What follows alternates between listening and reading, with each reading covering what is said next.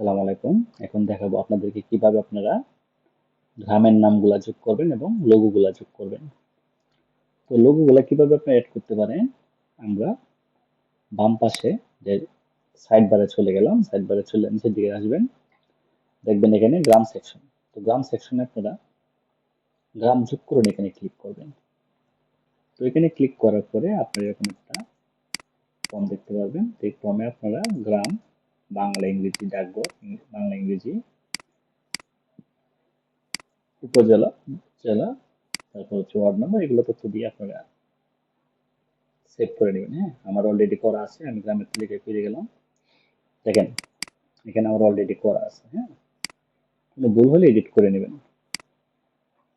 তো এইভাবে আপনারা গ্রামের তালিকাগুলো যোগ করবেন। তারপর হচ্ছে কি আপনার লোগো, লোগো হচ্ছে ইউনিয়ন সেকশনে ক্লিক দিবেন। লোগো সেকশন ক্লিক দেওয়ার পরে দেখবেন এখানে কিছু নির্দেশনা আছে।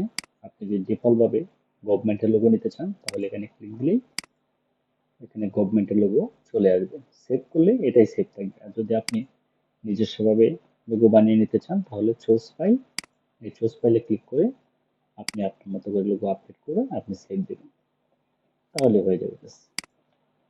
এইভাবে হচ্ছে আপনারা গ্রাম, লোগো এবং কর্মকর্তা তালিকাগুলো আপনারা যোগ করে নেবেন। তাহলে আপনাদের কাজ 10 মিনিটের কাজ আর 1 মিনিটে শেষ করে ফেলবেন।